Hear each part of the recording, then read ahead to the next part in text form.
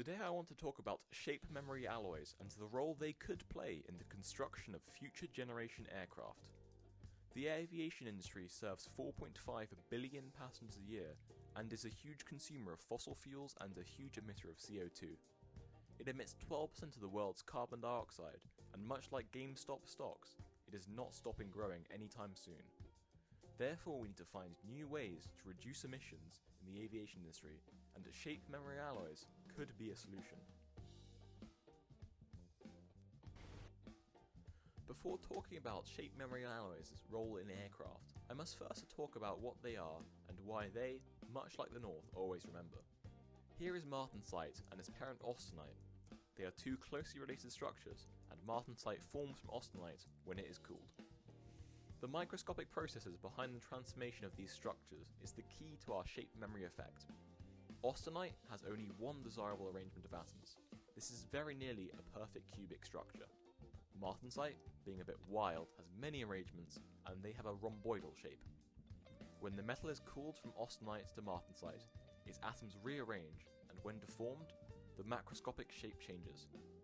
However, because there is only one desirable microscopic arrangement in austenite, and thus macroscopic shape, when heated, the atoms move back to where they were before, and the shape changes to what it was before. This kind of memory is intrinsic to all memory alloys and is called one-way, because the metal must be deformed each time it cools to martensite form to the desired shape. Two-way shape memory is more complicated and requires training of the metal. I can talk about this if you have any questions on it after. However, the theory is still the same. Because there's only one desirable arrangement of the atoms, the overall shape of the metal changes to accommodate this. The most common of these alloys are nickel-titanium alloys, because the nickel stabilizes the structure at room temperatures, and the titanium adds the necessary structural rigidity.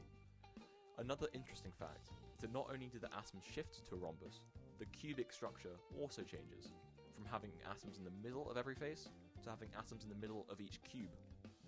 Also, martensite has a very interesting stress-strain graph for a metal. It is very similar to rubber. Now that we vaguely understand the principles behind why these metals act this way, let's talk about why the aeronautical engineers are so interested in putting this stuff in their aircraft.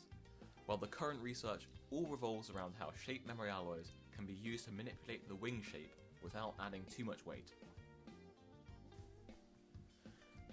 Through some clever engineering, these alloys can be arranged to provide a torquing force when heated and an opposite force when cooled.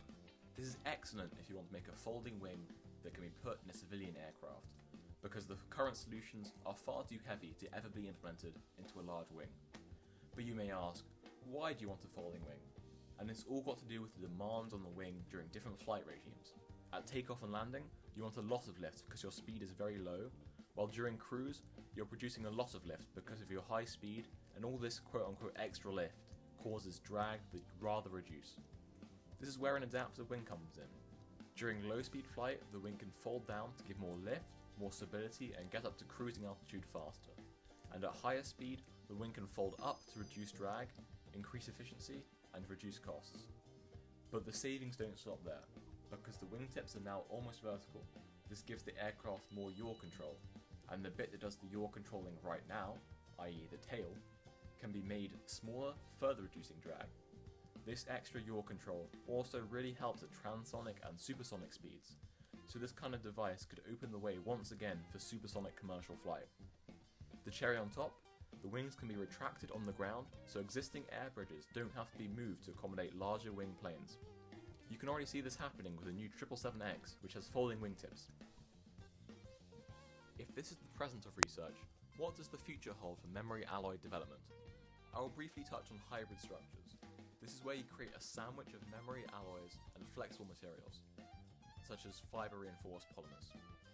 The memory alloy can be trained to move from straight to a curve when cooled, and while this is not applicable now, in the future we could see entire wing surfaces made of flexible materials, eliminating the need for flaps, slats or air brakes, and drastically reducing weight from hydraulics in the wing. The aim of all these drag and weight saving measures is in the present to reduce fuel costs and emissions, and perhaps in the near future make alternative propulsion such as hydrogen or, less likely, electricity viable. This would represent a huge step towards reducing aviation's environmental impact.